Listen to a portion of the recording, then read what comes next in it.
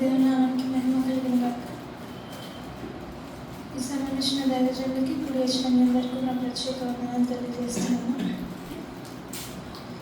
ఈరోజు ఈ కీర్తన 30వ కీర్తన మనం చదువుకున్న రీతిగా దేవుడు మరి ఈరోజు ఈ కీర్తనలో నుంచి ఏం మాట్లాడబోతున్నాం దాన్ని మనం ఈరోజు తెలుసుకుందాం. ప్రారంభించే ముందు ఒక చిన్న ప్రార్థన చేసుకుందాం. అందరు కళ్ళు మూసుకుందాం. పరిశుద్ధ మహోన్నతుడ నీకే స్తోత్రములు తండ్రి దేవా. అయ్యా ఈ సమయంలో నేను తండ్రి దీనురాల్ని అల్పురాలనైనా నన్ను ప్రభావిస్తురచ్చు. ఈ విధంగా ఈరోజు నిలబెట్టిన విధానాన్ని బట్టి నీకే స్తోత్రములు దేవా.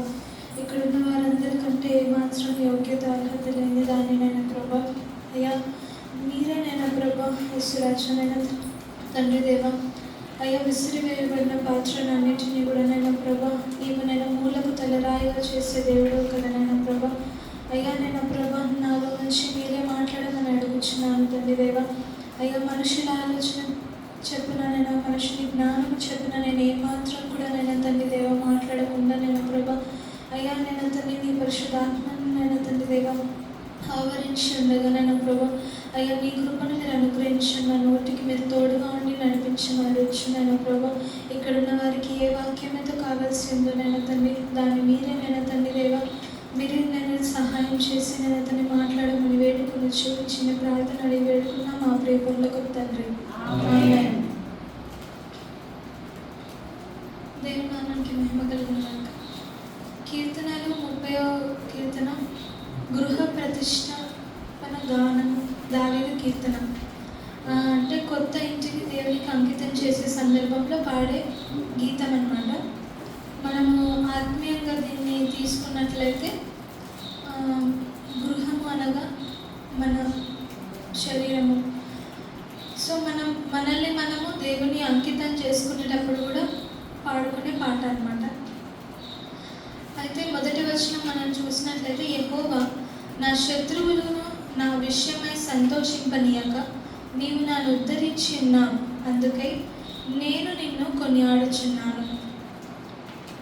యెహోవా నా శత్రువులు నా విషయమై ఎందుకు సంతోషిస్తున్నారు, వాళ్ళు ఎందుకు సంతోషించాలని అనుకున్నారు. అయితే దేవుడు అక్కడ నుంచి ఈ దావీదుని అనేది తప్పించారనమాట. అయితే మనము ఈ వచనంలో నుంచి ఏం తెలుసుకోవచ్చు అంటే మనకంటూ మనం ఒక మంచి వేలో వెళ్తున్నప్పుడు ఇప్పుడు మన శత్రువు ఎవరు? సాతాను. కాబట్టి మనం దేవునిలో వెళ్తున్నప్పుడు ఎట్లయినా సరే పన్నాగాలు చేస్తాడు, మనల్ని పడేయాలని చూస్తాడు, ఏదో ఒక రకంగా మనకి శ్రమలు అనేవి తెప్పించాలని చూస్తాడు. అయితే ఆ శ్రమల్లో మనం నిలబడకపోతే వాడు ఏం చేస్తాడు? సంతోషిస్తాడు. అలాగే ఇక్కడ కూడా దావీదు శత్రువులను బట్టి వాళ్ళు సంతోషించలేకుండా దావీదుని దేవుడు కాపాడాడు అనమాట. అయితే ఎలాగంటే ఇంకొక విషయం మనం ఇక్కడ ఏమర్థం చేసుకోవచ్చు అంటే ఇప్పుడు మనం మంచిగా ఉన్నప్పుడు శత్రువులు అనే వాళ్ళు ఖచ్చితంగా ఉంటారు. అయితే శత్రువుల ప్లాన్ని దేవుడు అలౌ చేస్తాడంట. God allows the plan of enemy and also God allows the plan to be start by enemy.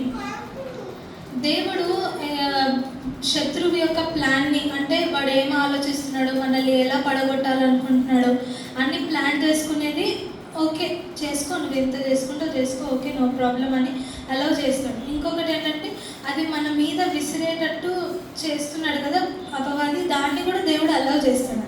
కానీ దేవుడు ఒక్కదాన్ని మాత్రం అలౌ చేయడు. ఏంటంటే God doesn't allow the success of enemy, he gives victory for us. Okay అంటే అదేమంటే దేవుడు ఇప్పుడు శత్రువు అనేది ఎందుకు సంతోషించనీయకుండా చేశాడంటే ఫస్ట్ సంతోషిస్తాడు. ఎందుకంటే నేను ఈరోజు ఈమె మీద అంటే పలానా వ్యక్తి మీద ఈ బాణం అనేది వేయబోతున్నాను, ఇది ఇట్లా సిద్ధపరచాను, ఓకే ప్లాన్ అంతా సక్సెస్, ఇప్పుడు మనం ప్రొసీడ్ అవ్వాలి అని వాడు ఒక థాట్ మీద ఉంటాడు.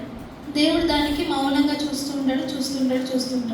కానీ అది వేసేటప్పుడు మాత్రం దేవుడు మనకి బలమైన శక్తిని అనుగ్రహిస్తాడు.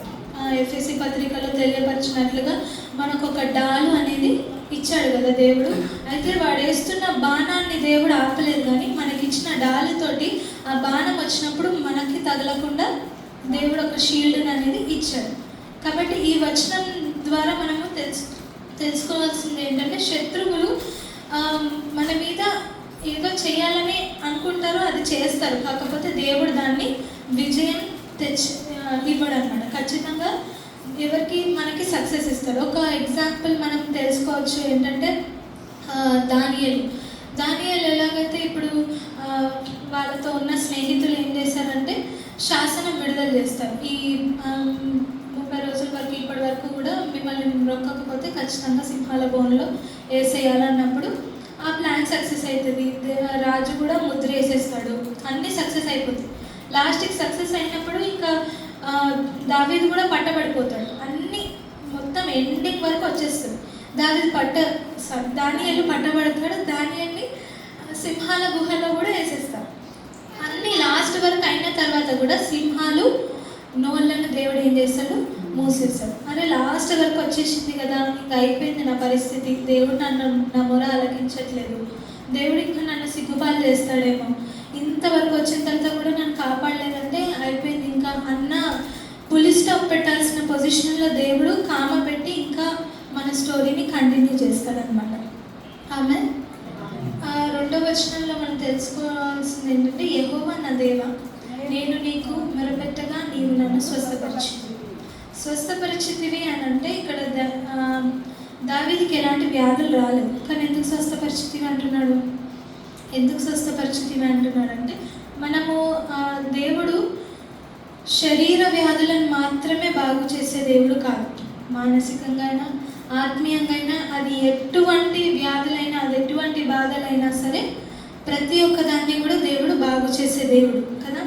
మనము శరీర వ్యాధుల కోసం నాకు ఇది తగ్గిపోవాలి అందుకే నేను దేవుడి మందిరానికి వస్తున్నాను అంటే అది అసలే కరెక్ట్ కాదు.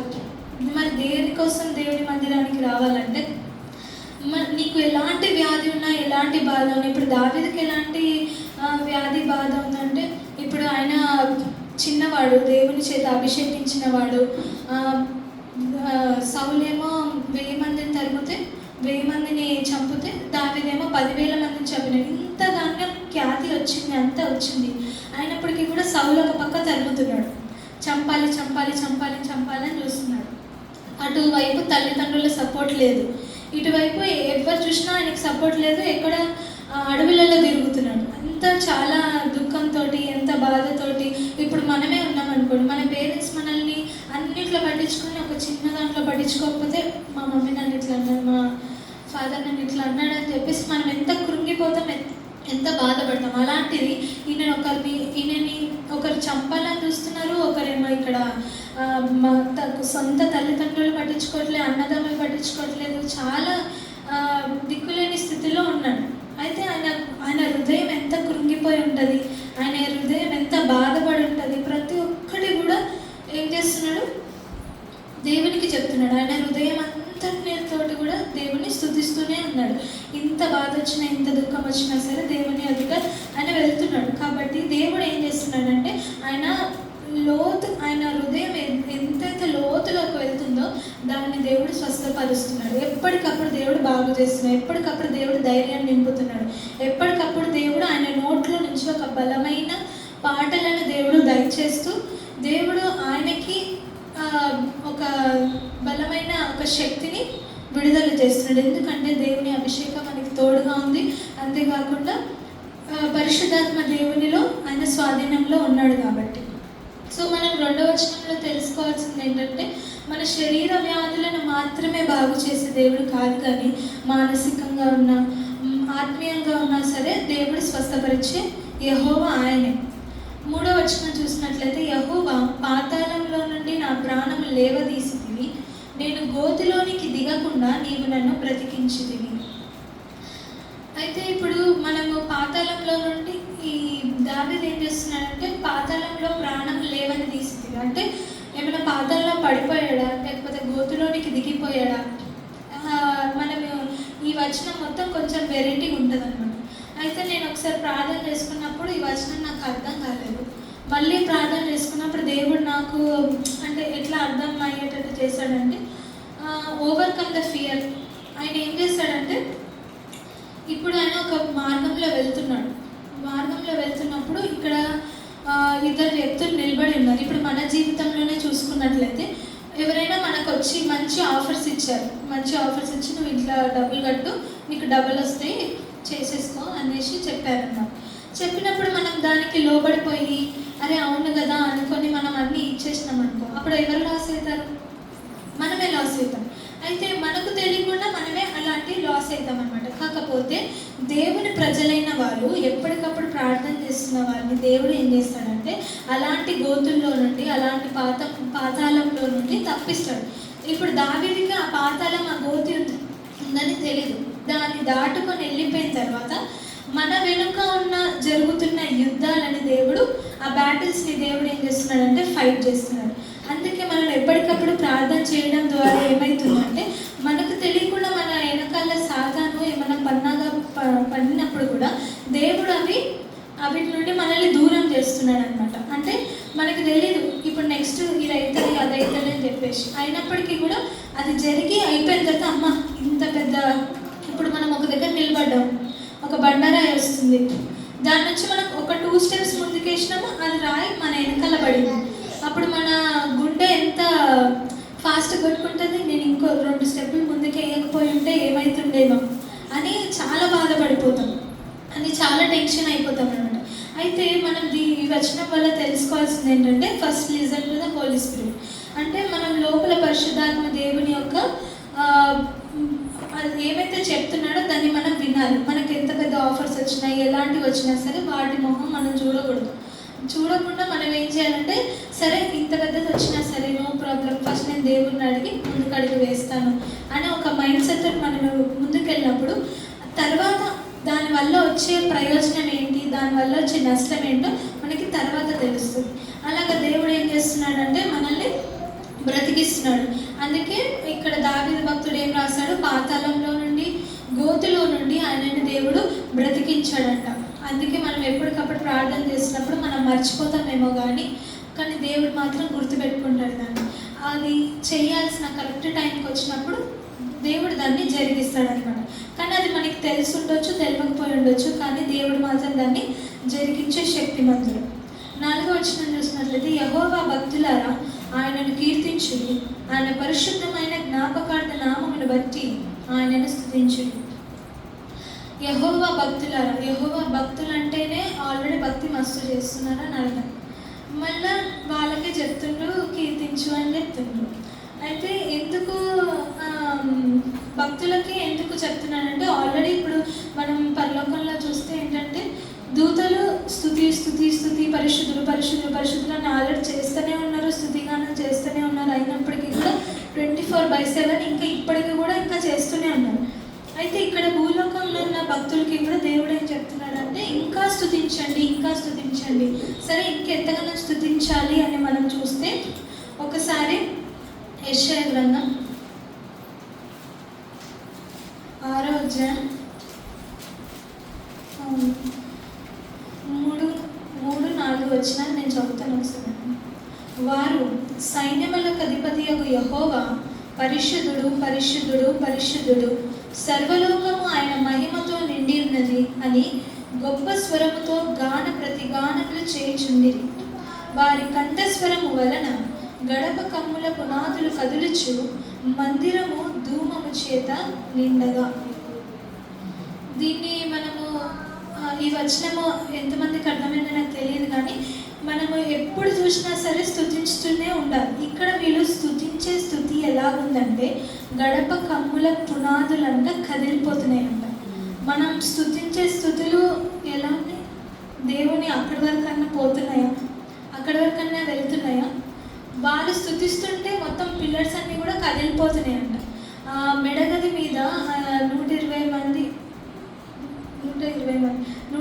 మంది కూడా అందరూ ప్రేయర్ చేస్తుంటే మొత్తం అందరూ బయట చుట్టుపక్కల వాళ్ళందరూ ఏం జరుగుతుందని వచ్చి చూశారంట. అంత గొప్పగా వాళ్ళు భాషల్లో మాట్లాడుతూ దేవుని స్తుతిస్తున్నారు. మరి మన స్తుతులు ఎలా ఉండాలి? ఇక్కడ స్తుతిస్తుండగా గడప కమ్ముల పునాదులు కదిల్చబడిపోయాయి కదా. అయితే ఇప్పుడు మనం ఈ పిల్లలు కదలాలి అనేటట్లుగా చేయని అవసరం లేదు, కానీ మనవేవైతే సమస్యలు ఉన్నాయో అవి మనం స్తుతిస్తుండగా కదల్చబడిపోవాలన్నమాట. అంత శక్తివంతమైన స్తుతి మనం స్తుతించినప్పుడు దేవుడు మనకి దయచేయగలుగుతాడు. అందుకే యెహోవా భక్తులు ఆల్రెడీ స్తుతిస్తున్నారు అయినప్పటికీ కూడా ఇంకా స్తుతించండి. అప్పుడు మీరే కాదు, మీ శ్రమల్లోనే కాదు, మీ పక్కనున్న వారు కూడా కదల్చబడతారనమాట. మీరు స్తుతిస్తూ ఉండగా దేవుని పరిశుద్ధాత్మ అగ్ని మనలో ఉన్నప్పుడు, మనం భాషలు మాట్లాడుతున్నప్పుడు మన పక్కన వాళ్ళకు కూడా ఆ స్పిరిట్ అనేది వస్తుంది అనమాట. సో యెహోవా భక్తులకే ఎందుకు చెప్తున్నానంటే, మనము ఆయనని స్తుతించినప్పుడు గడప కమ్ముల పునాదులు కదల్చబడాలి. ఆ అట్టి విధమైన స్తుతి మనం ఇంకా చేయాలని యెహోవా భక్తులకి అని చెప్తున్నాడు. 5వ వచనం చూస్తే, ఆయన కోపం నిమిషం మాత్రం ఉండును, ఆయన దయ ఆయుష్కాలం అంతయు నిలుచును. సాయంకాలమున ఏడుపు వచ్చి రాత్రి ఉండినను, ఉదయమున సంతోషం కలుగును. దేవుని కోపం నిమిషం మాత్రమే, దయ మాత్రం ఆయుష్కాలం అంతే కదా అని చెప్పేసి మనము ఎట్లా పడితే అట్లుంటే అది కరెక్ట్ కాదు. దేవుని కోపం నిమిషం మాత్రమే, కానీ ఒక్కసారైన కోపము గుర్తు చేసుకుంటే మనము నోవహు కాలంలో ఒక్క మనిషిని కూడా లేకుండా చేసింది. అంత ప్రచండమైన కోపం, జస్ట్ నిమిషం వస్తేనే అట్లుంది, ఇంకా ఎల్లకాలం వస్తే ఇంకెంత ఘోరంగా ఉంటుంది. మనం అసలుకి నిలబడలేము, మనం అసలుకి ఉండలేము కూడా. కానీ దేవుడు వీటన్నింటిని కూడా తీసేసి ఆయన దయని ఆయుష్కాలం అంతా కూడా ఉంచుతున్నాడు అనమాట. అయితే మనకి సాయంకాలం ఏడుపు వచ్చి రాత్రి ఉండును అని అంటే, ఇప్పుడు మనం ఒక కేరళ సురేష్ బాబు గారని పాస్టర్ గారు, ఆయన ఎప్పుడు వాడే ఒక పదం ఏంటంటే, if there is Friday there will be a Sunday. నీ జీవితంలో ఒకవేళ శుక్రవారం అనే దినం వస్తే ఖచ్చితంగా ఆదివారం అనే దినం వస్తుందంట. అయితే శుక్రవారం అనే దినం ఏంటి, ఆదివారం అనే దినం ఏంటంటే, శుక్రవారం దినము రోజు దేవుని సిలువేస్తున్నప్పుడు మధ్యాహ్నం 3 గంటలకే చిమ్మ చీకటి అయిపోయింది, మొత్తం అంతా అల్లా కల్లోలం అయిపోయింది. ఎక్కడంటే అక్కడ ఏడుపులు ఏడుపులు ఏడుపులు ఏడుపులు వినిపిస్తున్నాయి. మొత్తం ఇంకా కటిక చీకటి కమ్మేసింది. అలాంటి పరిస్థితి నీ జీవితంలో వస్తే, అలాంటి శుక్రవారం నీ దినంలో వస్తే నువ్వేం బాధపడనవసరం లేదు. ఎందుకంటే ఇంకో 2 రోజులు వెయిట్ చేయి. అప్పుడు తెల్లవారు ఇంకా టైం ఉన్నప్పుడు కూడా ఇంకా కొత్తగా దేవుడు ప్రకాశింపజేస్తాడనమాట. కొత్తగా మన లైఫ్లో అనేది సండే అంటే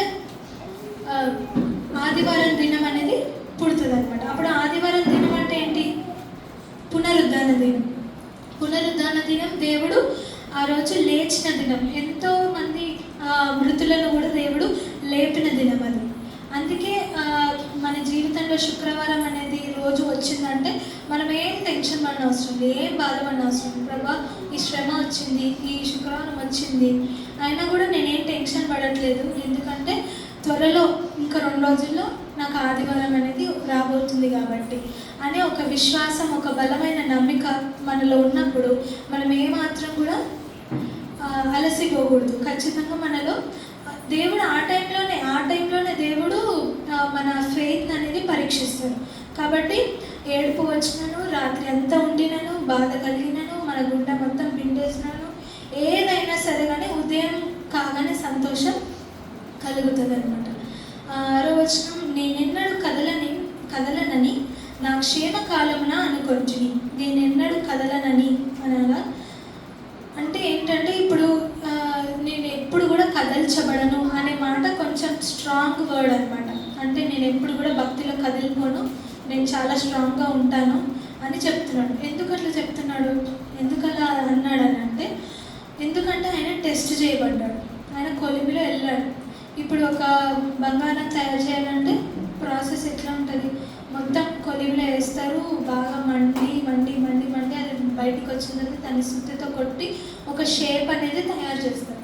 అయితే మన జీవితంలో కూడా దేవుడు ఎప్పుడైతే అలాంటి టెస్ట్లని దేవుడు తీసుకొని వచ్చినప్పుడు, ఆ కొలిమిలో వేసినప్పుడు మనం ఏం కూడా బాధపడకూడదు, దాన్ని మనం భరించాలి. అందుకే సిలువెత్తుకోమని చెప్తాడు దేవుడు. సిలువెత్తుకున్నప్పుడు నీ భారం సులువుగానే ఉంటుందని ఎందుకు చెప్తాడంటే, మనం ఎప్పుడైతే దేవుని చూస్తామో అప్పుడు సులువుగా ఉంటుంది, మనం శ్రమ చూస్తామో అప్పుడు సులువుగా ఉండదు అనమాట. అయితే ఒక ఎగ్జాంపుల్ ఏంటంటే, యాకోబు ఆయన లేయాని రాహేలుని ప్రేమిస్తాడు కదా. రాహేలుని ప్రేమించినప్పుడు ఆమె కోసము 14 సంవత్సరాలు ఆయనకి 14 గంటల్లో కనిపించిందండి. ఎందుకంటే ఆమెను అట్లా చూస్తూ చేసుకుంటూ వెళ్ళిపోయింది. జస్ట్ 14 ఇయర్స్ అట్లా కంప్లీట్ చేసుకుంటూ వెళ్ళిపోయింది అనమాట. అయితే మనకు దీన్ని బట్టి మనం ఏం చూసుకోవచ్చు అంటే, మన శ్రమల్ని మనం చూడకూడదు, మనం చేసిన పనిని చూడకుండా ఎవరైతే మనకి ఇష్టం అంటే దేవుని తట్టు మనం చూసినప్పుడు ఆ సిలువ అనేది మనకి భారం తగ్గుతుంది. అప్పుడు ఆయన ఏం చేస్తాడు, ఆమెను చూసుకుంటూ అట్లా ప్రేమలో పడిపోయి 14 సంవత్సరాలు కొలువు చేశాడు కదా. అట్లా మనకి ఇన్ని సంవత్సరాలు మన లోకంలో ఉన్నాం కదా, దేవుని చూసుకుంటూ మనం కానీ నడుస్తే కనుక ఆ సిలువ అనేది భారం తగ్గుతుంది, తేలికగా ఉంటుంది అన్నమాట. అప్పుడు మనం కదల్చబడమని మనం కూడా చెప్పుకోగలుగుతాం. 7వ వచనం, యెహోవా దయగలిగి నీవే నా పర్వతమును స్థిరపరచితివి, నీ ముఖమును నీవు దాచుకొనినప్పుడు నేను కలత చెందితిని. ఫస్ట్ లైన్ ఒక్కటి చూస్తే ఫస్ట్ లైన్ వరకు, ఈ ఫస్ట్ భాగం నుంచి 7th ఫస్ట్ లైన్ వరకు ఒక రకంగా ఉంటుంది, మిగతాదంతా ఇంకో రకంగా ఉంటుంది అనమాట. అయితే దయ కలిగి అన్నప్పుడు ఏంటంటే, మనం యథార్థమైన ప్రవర్తన కలిగినప్పుడు మన దేవుని దయందును మనుషుల దయందును మనం వర్ధిల్లుతాం. ఎస్తేరు ఒక అనాథ అమ్మాయి, ఒక అనాథగా ఉన్నప్పుడు కూడా దేవుడు ఆమెని చూశాడు. ఆమె మీద దేవుని దయ పుట్టింది కాబట్టి ఆమె దేవుని రాజ్యానికి వెళ్ళినప్పుడు రాజు దగ్గర కానీ, రాజు ఆమెను చూసినప్పుడు కానీ, లేకపోతే అధికారులు ఆమెను చూసినప్పుడు కానీ, ఆమెను చూడగానే ఆమె ఫేస్లో వీళ్ళకందరికీ దయ పుట్టింది అనమాట. అలాగా మనం ఎప్పుడైతే దేవుని ఎదుట మనము దయను సంపాదించుకుంటామో మనుషుల దయ ఆటోమేటిక్గా మనకి వస్తుంది. అప్పుడు మనం కూడా అప్పుడు దేవుడు మనల్ని ఒక కదల్చబడిన పర్వతం వల్ల దేవుడు మనల్ని స్థిరపరుస్తాడు. అయితే నీ ముఖమును నీవు దాచుకొనినప్పుడు నేను కలత చెందితిని, యెహోవా నీకే మొరపెట్టితిని, నా ప్రభువును బతిమాలుకొంటిని. ఇది మొత్తం ఇంకా 10th వచనం వరకు దేవుడు దావీదు ఏం చేస్తున్నాడంటే బాగా ఎక్కువ భారం కలిగి ప్రార్థన చేస్తున్నాడు. అంటే నేను గోతిలోనికి దిగిన ఎడల నా ప్రాణం వల్ల ఏం లాభము, మన్ను నిన్ను స్తుతించిన, నీ సత్యమును గూర్చి అది వివరించిన, యెహోవా ఆలకింపుము, నన్ను కరుణింపుము, యెహోవా నాకు సహాయుడవై ఉండుము అని చాలా ప్రార్థన చేస్తున్నాడు. ఇప్పుడు ప్రార్థన అనగానే మనము ఒకటి అందరు ఏం చేస్తారంటే చాలా విపరీతమైన మంచి పదాలతోటి ప్రార్థన చేస్తారు, అదే సూపర్ గ్రేట్ ప్రార్థన అనుకుంటారు. కానీ అసలైతే చెప్పాలంటే దేవుడు నీ నుంచి వచ్చే విడుదలయ్యే అంత మంచి పదాలు కోరట్లేడు, కానీ ఒక విరిగి నలిగిన మనస్సుని దేవుడు కోరుతున్నాడు. ఇప్పుడు ఎప్పుడైతే నువ్వు నీలో చాలా బాధ కలిగినప్పుడు, మనకి ఎక్కువ ఏడుపు వచ్చినప్పుడు, ఎక్కువ ఏడుస్తుంటే నోట్లో నుంచి మాటలు జస్ట్ ఎక్కిలు అట్లా వస్తూ ఉంటాయి, నోట్లో నుంచి మాటలు తగ్గిపోతాయి, ఏడుపేమో ఎక్కువైతుంది. అయితే దేవుడు ఏం చెప్తున్నాడంటే, కన్నీటి ప్రార్థనకున్న విలువ ఏంటంటే, నువ్వు ఎంత కన్నీరు కారుస్తున్నావో నీ మాటలు అంతా తగ్గిపోతాయి కదా. ఒక్క కన్నీటి చుక్క ఇంత పుస్తకాన్ని వివరిస్తుందంట. అందుకే నువ్వు నీ పరిస్థితి ఇట్లుంది కదా, నీ బాధ ఇట్లుంది కదా, నీ సమస్య ఇట్లుంది కదా అని చెప్పి దేవుడికి ఇట్లుంది అని వివరించిన అవసరం లేదు. ఆయనకి నీ భారమైన హృదయం అట్లా అంకితం చేస్తుంటేనే దేవునికి అర్థమైపోతుంది. ఎప్పుడైనా సరే ఒకటి దేవుని వాక్యంలో ఏమని ఉంటుందంటే, ఆయన ఎంత చెడ్డవాడైనా సరే విరిగి నలిగిన మనస్సుతోటి, ఇంకా ఆ మనసు ఇట్లా అల్లాడిపోతున్న కరిగిపోతున్న మనసుని దేవుడి దగ్గరికి ఎప్పుడైతే నువ్వు తెచ్చి ఇస్తావో, అప్పుడు దేవుడు దాన్ని మాత్రం అస్సలు అలక్ష్యం చెయ్యడు. ఖచ్చితంగా దేవుడు దానికి జవాబునిస్తాడు. ఇక్కడ కూడా ఎంతగానో ఆయన భారం కలిగి ప్రార్థన చేస్తున్నాడు. భారమైన ప్రార్థన ఎప్పుడు దేవుడు కూడా త్రోసివేయడు. యాకోబు జీవితంలోనే మనం చూసినట్లయితే 14 ఇయర్స్ కూడా ఆయన ప్రార్థన చేశాడో చేయడో తెలియదు. 14 ఇయర్స్ కూడా అస్సలు ఎలాంటిది కూడా లేదు.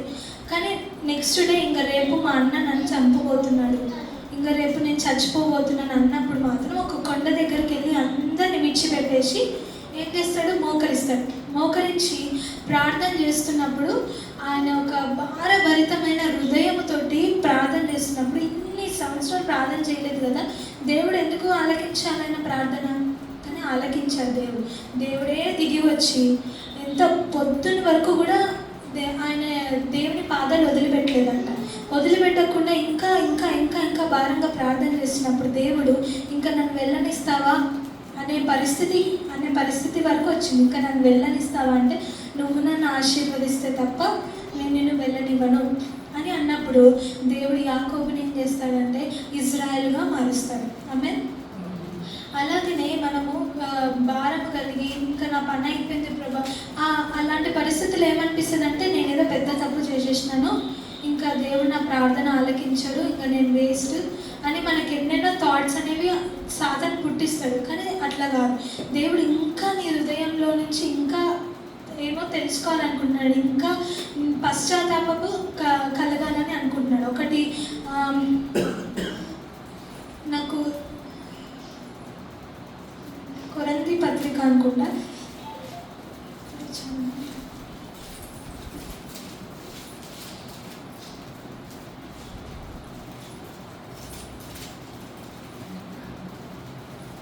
హెబ్రీల పత్రిక, అక్కడ దేవుడు ఏం చేస్తాడంటే మన పాపం పోవాలంటే ఏం చేయాలంటే రక్తము కారునంతగా మనము ప్రార్థించాలంట. ఎలా ఉండాలి? రక్తము కారునంతగా ప్రార్థించాలి. ఇప్పుడు మనం ఒక పాపం చేస్తాం, ప్రార్థన చేస్తున్నాం, కొంచెం చేసి వదిలిపెట్టేస్తే మన పాపం పోతుందా? అది పరీక్షింపబడుతుందా? అది కాదు. మనం ఎంత ఇంకా ఇంకా ఇంకా రక్తము కారునంతగా అంటే ఇంకెంత విపరీతమైన ప్రార్థన చేయాలి అని దేవుడు ఆశపడుతున్నాడో మనమే తెలుసుకోవాలన్నమాట. అయితే ఈ విధంగా మనము భారభరితమైన ప్రార్థన చేసినప్పుడు మనకి దేవుడు ఒక గొప్ప కృపను మనకి ఇస్తాడనమాట. 11వ వచనంలో నా ప్రాణము మౌనముగా ఉండక నేను కీర్తించినట్లు నా అంగలార్పును నీవు నాట్యముగా మార్చి ఉన్నావు. నీవు నా గోనె పట్ట విడిపించి సంతోష వస్త్రము నన్ను ధరింపజేసి ఉన్నావు. యెహోవా నా దేవా, నిత్యము నేను స్తుతించెదను. ఆమేన్. మనము ఇప్పటిదాకా చెప్పినట్లుగా దేవుడు ఏం చేస్తాడు? యాకోబు అంటే మోసగాడు, యాకోబు అంటే ఇంకా అన్నని మోసం చేసిన వాడు. మొత్తం ఆయన పేరు మొత్తం డిస్టర్బ్ అయిపోయింది. అందరు కూడా చంపడానికి యాకోబు మంచివాడు కాదు అని ఆయన లైఫే మొత్తం స్పాయిల్ అయిపోయేటట్టు అయింది. అయినప్పటికీ కూడా అలాంటి స్టేజ్లో ఉన్నప్పటికీ కూడా నిన్ను ఇంకా ఎవ్వరు పట్టించుకోరు, ఇంకా నీ స్థితి అయిపోయింది, అన్నీ క్లోజ్ అయిపోయినాయి, నీ చాప్టర్ క్లోజ్ అయిపోయింది అన్నప్పుడు దేవుడు ఏం చేస్తాడంటే ఇంకో చాప్టర్ని స్టార్ట్ చేస్తాడంట. అంటే ఎట్లా? మన అంగలార్పుని ఏం చేస్తాడంటే ఒక్కసారి నువ్వు వచ్చి దేవుడికి మోకరించినప్పుడు ఆయన ఏం చేస్తాడంటే మన అంగలార్పుని దేవుడు నాట్యంగా మారుస్తాడు. మన మీద ఉన్న ఆ గోనె పట్ట అంటే ఇప్పుడు మనం మామూలుగా ఇజ్రాయెల్ ప్రజలు ఏం చేస్తారంటే ఒకవేళ వాళ్ళు ఏమన్నా ప్రార్థన చేయాలి అట్లా అన్నప్పుడు వాళ్ళ వస్త్రాలను చింపేసుకొని గోనె పట్ట వేసుకొని బూడిదలో కూర్చొని ప్రభా కరుణించు అని వాళ్ళు మొత్తం తగ్గించుకునే భావం అదనమాట. తగ్గించుకునే భావమే గోనె పట్ట ఆ వస్త్రం అనేది తెలియజేస్తుంది. మనం ఎప్పుడైతే మనల్ని మనం తగ్గించుకున్నామో దేవుడు హెచ్చించడానికి సిద్ధంగా ఉన్నాడు. కాబట్టి మన సంతోషాన్ని మన కన్నీరినంతటిని కూడా దేవుడు ఏం చేస్తాడంటే సంతోషంగా మారుస్తాడు. అలాంటి వస్త్రంని మనకి ఇస్తాడు. ఇంకా ఇజ్రాయేలు అని పేరు పెట్టిన తర్వాత ఇప్పుడు ఇజ్రాయేల్ అని దేవుడు పేరు పెట్టింది ఆ ఇజ్రాయేల్ ప్రజలందరికీ కూడా ఇజ్రాయేలు అని ఒక పేరు వచ్చింది. మళ్ళీ ఏంటంటే మన వరల్డ్లో కూడా ఒక మంచి ఇంటెలిజెంట్ కంట్రీ అంటే ఇజ్రాయేల్, అది అందరికీ తెలిసింది. అది దేవుడు అలాగా నియమించాడు. ఎవరైతే ఇంకా అయిపోయింది నా పరిస్థితి, ఇంకా నేను వేస్ట్ అని అనుకుంటామో దేవుడు అంత గొప్పగా దేవుడు మనల్ని హెచ్చించడానికి సిద్ధంగా ఉన్నాడు. కానీ ఎప్పుడు మనం యథార్థ హృదయం కలిగి ఆయన దగ్గరకు వచ్చినప్పుడు, మనల్ని మనం తగ్గించుకున్నప్పుడు, గోనెపట్ట ధరించుకున్నప్పుడు, గోనెపట్ట అనగా మనల్ని తగ్గించుకోవడమే గోనెపట్ట ధరించుకోవడం. అలా ఉన్నప్పుడు దేవుడు హెచ్చించడానికి సిద్ధంగా ఉన్నాడు. ఈ కీర్తన దేవుడు ఈ విధంగా రచించాడు దావీదు ద్వారా. దేవుడి వాక్యం దీవించిన దాకా. ఆమేన్.